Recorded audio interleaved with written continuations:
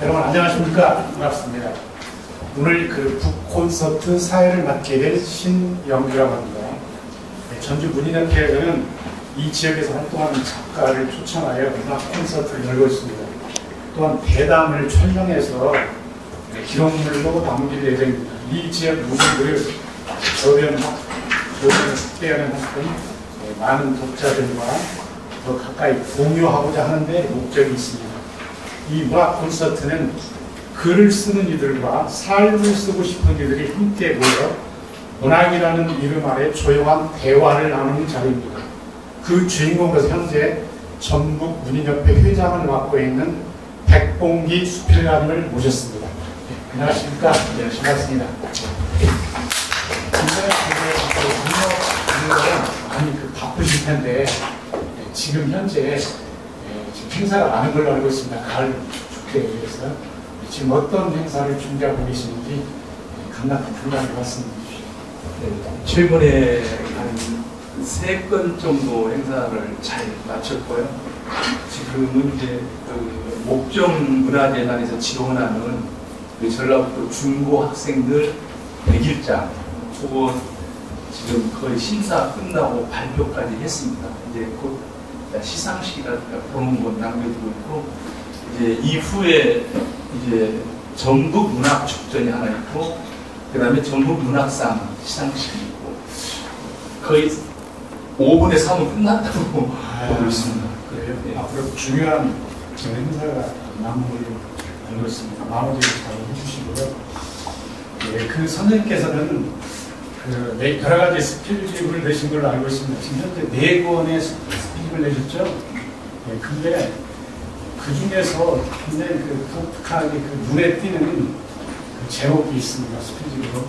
해도 되나요라는 그런 스필집이 있습니다. 네, 근데 이제 뭘 여기서 해도 되는 것인가 상당히 묘한 감정이 묻어 있거든요. 네, 그래서 언뜻 보면은 그 내용이 어떤 성적 담론을 방불케 하는 어떤 이런 내용으로 비칠 수도 있고, 그래서 이 시간에 확실하게 그 내용을 좀 짚고 넘어가 주셨으면 감사하겠습니다. 제가 첫 수필집이 여자가 밥을 살 때까지였거든요.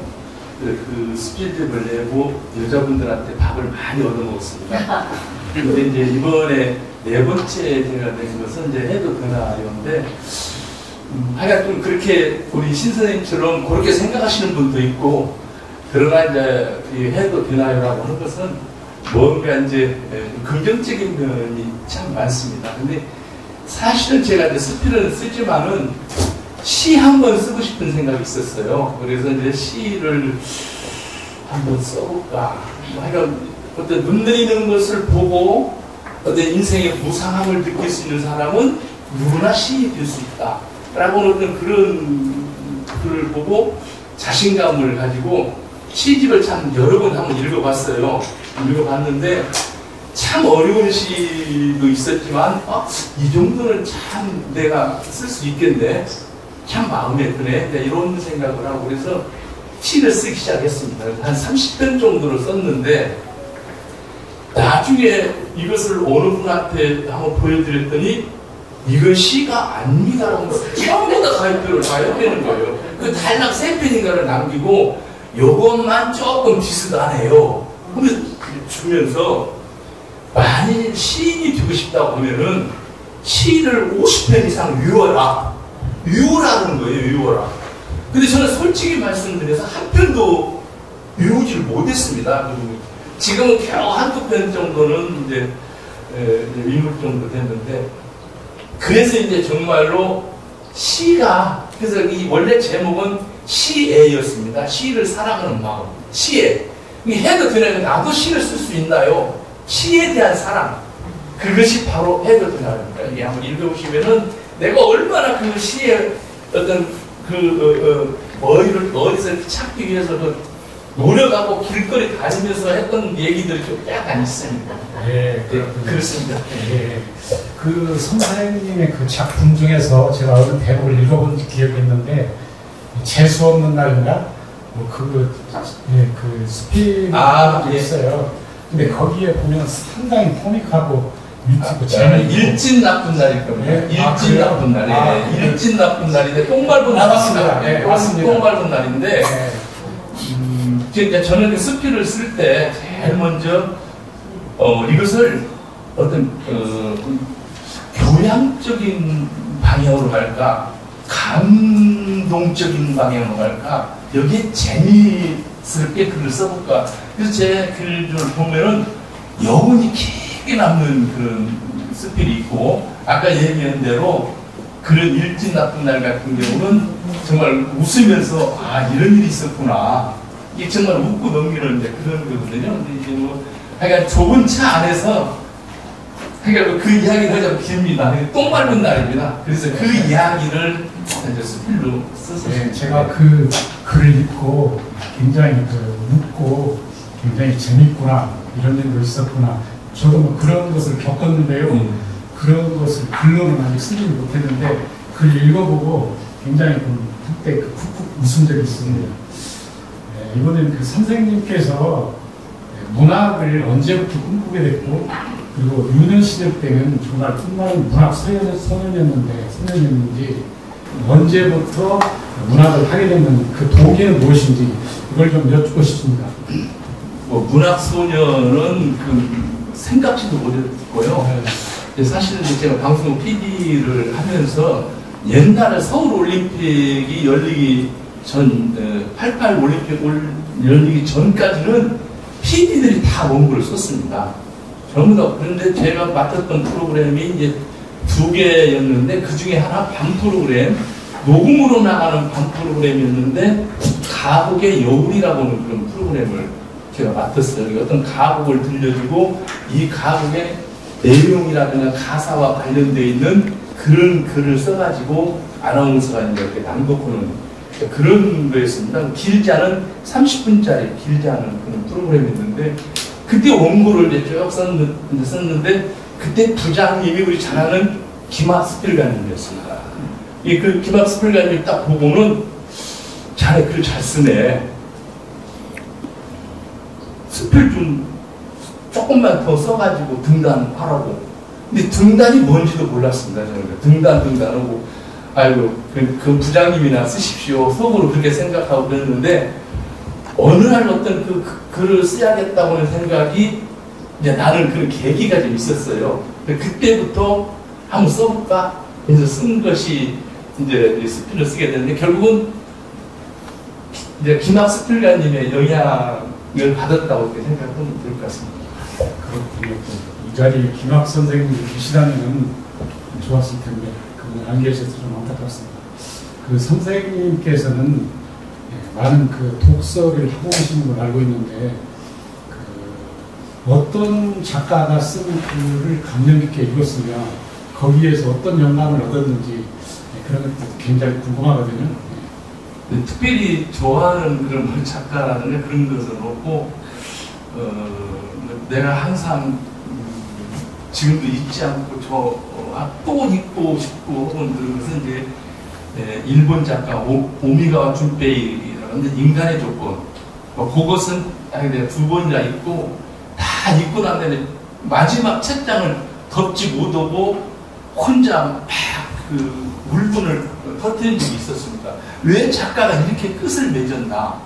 근데 그 여운이 너무나 강하게 나왔거든요. 근데 나중에 노무현 대통령이 어떤 그런 비극적인 것을 제가 겪고 바로 그 오미가 준페이가 쓴 가지라고는 그 소설의 주인공의 삶 마지막 장면이 노무현 대통령과 연관이 되더라고요. 그래서 이제 그때 바로 스피를 쓰고 그 봉화마을로 제가 쫓아간 적이 있었습니다. 쫓아가서 보고 와서 이제 그 스피를 쓴 것이 있었는데 지금 그런 정도입니다. 내가 좀 좋아하는 책이라고 할까? 그 정도입니다. 그렇군요. 글을 쓰시다 보면 이제 간혹 중간에 이렇게 막히는 그런 경우가 있어요. 어떤 사람이 좀 힘든 스피드로. 근데 이제 여기 선생님께서는 이제 글을 쓰실 때 주로 이제 그 시간 할애를 언제 글을 쓰시고 이제 쓰시다가 막히는 그런 대목이 나오면은 이것을 어떻게 해결하는지 그런 뭐 특별한 비법이라도 계시는지. 그런 텍스트로 낮에 쓰고 그 새벽에 이제 교정 보는 그런 형태인데요. 낮에 쓰다가 좀 막히면 그냥 딱 놓고 그냥 왔다 갔다 하고 조금 생각을 했고, 그때 이제 옛날 경험이 가장 최고의 소재거든요. 이게 내가 이런 일이 있었던 것들을 한번 경험을 보고 영 이제 안 되면 마지막에 인터넷 같은 데 들어가서 이제 한번 찾아보고 그런 데서 이제 힌트 좀 얻고, 근데 크게 뭐 막혀가지고 고민했다든가 그런 것은 없습니다. 뭐 이제 신이 나면 몰라도 산문에서는 그냥 그런 것은 겪어보지 않았습니다. 전에 그 KS PD를 하셨고 거기서 다양한 어떤 그런 편성 이런 것들을 했기 때문에 특별하게 글을 쓰시는데 막힘이 없는 그런 것을 알렸습니다. 이번에 좀 주제를 바꿔가지고 다른 쪽으로 좀 질문을 드릴 텐데요. 이제 문학 외적인 문제인데요. 그 글을 쓰는 거 빼고 본인 특히 그 자랑할 만한 어떤 그런 것이 있나요? 그전에 회장 그 취임할 때 편집부에서 와가지고 그걸 물어보더라고요. 그 인터뷰인데. 그래서 저는 딱 두 가지입니다. 자신있게 말합니다. 음악하고 운동입니다. 음악은 제가 그 남성 사중창단 멤버로서 비불 남성 중창단이 있는데 활동을 참 많이 했습니다. 전국대회도 나가고 미군 부대에 가서 뭐 일요일마다 가서 파이어도 해주고 뭐 여러 가지. 그리고 이제 또 이제 바이올린 이제 군사 팔마 학교에 제가 이제 바이올리니스트였고요. 그래서 음악은 이제 그러고 운동은 제가 모든 운동이 없을 정도입니다. 하여간 예를 들자면은 전라북도 체육교사 기능장 1호가 저였습니다. 제가. 왜냐하면 김제에서 전라북도 최고 운동 잘하는 선생님들을 전부 다 모여가지고 체육 선생님들이 대부분이었습니다. 근데 그때 거기에서 5가지인가 경기를 현장에서 테스트를 했는데 내가 그때 1등을 했어요.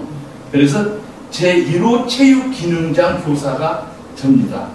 그리고 이제 달리기를 제가 잘해가지고 초등학교 때부터 어떤 대회에 나가면은 거의 1등이었어요. 직장 생활할 때도 KBS 때도 1등, 뭐 지난 국민체육대회에서도 1등, 달리기만 하면 1등이었습니다. 제가. 그래서 달리기를 잘하다 보니까 선생님들 축구도 시키고, 너 키도 크다, 너 배구 한번 해봐. 이런 형식으로 해가지고 고루고루 그렇게 운동을 좋아하고 편입니다. 오늘 좋은 내용을 들었는데요. 굉장히 여러 다재다능하신 그런 창의력을 많이 가지고 계신 것 같습니다. 이제 글을 쓰는 분들도 똑같이 사람인지라 화가 나면은 욕도 할 수도 있고 때에 따라서는 싸우기도 할 수 있고 그렇습니다. 그런데 주변에서 보면은 글은 굉장히 잘 쓰는데 나중에 술을 먹으면 약간 이성을 잃어버리는 그런 분들도 많고요. 그래서 글이 먼저냐 아니면 사람이 먼저냐, 또 한편으로는 이 사람이 글은 못 쓰는데 인성이 굉장히 잘 돼 있는 사람이 있거든요. 그래서 양자를 놓고 봤을 때 어떤 것이 우선인 것인가, 선생님이 가지고 있는 나름대로 어떤 문학적인 어떤 철학이 있다면 그걸 좀 말씀해 주십시오. 저희가 이제 전국 스필문학 회장 할 때 스필가 대회 때 지금부터 한 3년 전 정도 될 겁니다. 주제를 뭐라고 하냐면은 삶으로 스필 쓰기라고 이렇게 했습니다. 글과 행동이 생각과 실천이 일치해야 된다라고 하는 것을 제가 강력히 주장했거든요. 물론 이제 훌륭하신 분들 많이 있지만은 그분 알기 전에는 그분을 만나고 싶어가지고 참 앙달앙달하던 그런 때가 있었어요. 근데 실제적으로 와서 만나서 보니까 참 정말 실망하는 경우를 느꼈거든요. 저는 인간, 심성이 더 중요하다고 생각이 듭니다. 심성을 알고 글을 읽으면 그분에 대한 모습이 보입니다.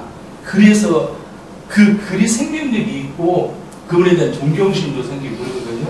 근데 나는 절대적으로 그 사람의 삶의 모습이 더 중요하다고 생각이 듭니다. 그렇군요. 일부에서는 글 따로 행동 따로 이제 그러는데 행동은 제쳐놓고 글만 가지고 평가를 해야 된다라는 그런 평설도 있고 또 사람과 글과 같이 가야 된다라는 그런 것도 있습니다. 오히려 백봉기 선생님께서는 뭐 글도 잘 쓰고 사람 인성도 착하고 그러면 금상첨화이겠지만은 뭐 그렇게 아닌 분들도 많이 있거든요. 그래서 글도 잘 쓰고 인성도 좋고 그러면 뭐 금상첨화이겠죠. 그러면은 그 주로 글을 쓰시고 작품의 그 소재라든가 이런 것들 우리 주변에 많이 있는데 그런 것은 어디에서 찾습니까? 뭐 특별한 것은 없고 그냥 TV 보다가도 이렇게 저거 어느 언뜻 딱 머리에 이제 스치는 경우도 있고 여기 우리가 생활하면서 생활 주변에서 어떤 보고 느끼고 또 생각하던 것들 뭐 이런 것들 전부가 다 소재가 된다고 생각이 듭니다. 예를 들어서 내가 이제 찔레꽃이라고는 그 스피는 어떤 행사장에 갔는데 그분 이름이 갑자기 찔레꽃을 이렇게 부르는 우리 장사익. 네? 장사익 씨가 이 찔레꽃을 노래를 부르는데 너무나 감동적이었어요. 노래 자체도 감동적이었지만은 그 찔레꽃이라고 하는 것이 옛날 우리 저 밭에 보면은 집 주변에 많이 났거든요. 근데 그 찔레꽃이라는 노래를 보고 거기에 이제 제목을 찔레꽃으로 해서 글을 썼습니다. 근데 지금 읽어봐도 너무 좋은 거예요, 그 글이. 그래서 어디든지 누가 한번 스피를 한 편만 보내달라고 하면 찔레꽃을 제가 보내주고 싶은 이제 그런 생각이 나거든요. 이제 이런 예를 들었습니다만 이렇게 생활 주변에서 뭐 하다가 저거 글감 드네. 맨날 만나는 그 친구 별명이 걱정마거든요. 그 녀석은 우리가 술 먹을 때 야 속 아파서 그만 먹자 하면 걱정마. 무슨 얘기를 하다가 걱정마예요. 근데 그래서 별명이 걱정마 그러는데 그것도 소재가 되는 거 아닙니까? 이제 우리가 뭐 그런 것 같은 거. 그래서 특별히 어디서 찾으려고 하지 않습니다. 이렇게 하다 보니까 요거 괜찮네 하면 바로 메모를 해가지고 그렇게 하고 있습니다. 아까 그 모두에서 뭐 시를 한 30편 정도 써놓으셨는데 네. 그게 뭐 시가 아니다고 해서 상당히 충격을 받는 어떤 그런 소개를 하셨는데 앞으로 그러면 수필 말고 그 시도 또 계속 써보실 그런 의향이 있으신지? 저는 못 쓸 것 같습니다. 정말 못 쓸 것 같아요. 그래서 지금 우리 시문과위원장께서도 나한테 이제 우리 회장님도 시를 쓰셔야 돼요. 그래야 우리가 자꾸 낭송도 하고 이렇게 좀 많이 소개 좀 하면 좋겠습니다. 그렇게 이야기하는데 정말 못 쓰겠어요. 그러다 보니까 엊그저께 어디서 낭송을 봤더니 옛날에 노래 가사로 썼던 것을 거기서 시낭송을 하고 있더라고요.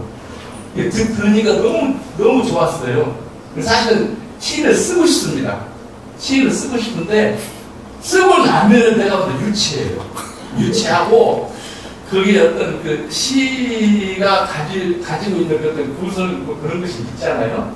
어떤 뭐 이미지라든가 뭐 함축성이라든가 뭔가 이런 건데 도무지 잘 모르겠어요. 자신이 없습니다. 네. 그러면 이제 저도 뭐 수필을 쓰고 있는 그런 입장에서 보면은 우리 사회에 여러 이제 워낙 장르가 있는데 특히 그 수필을 도외시하는 천대하는 그런 풍도가 있습니다.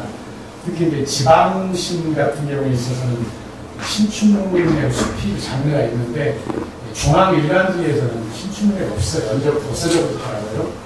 그래서 이제 일부에서는 또 수필을 문학 장르에 또 안는 그런 평론가도 있습니다. 그래서 수필가로서 상당히 충격을 받았고, 그래서 앞으로 우리 수필이 좀 더 발전적으로 나아가려면 수필하고 수필을 써야 되는데 또 그렇지 않는 수필이 많습니다.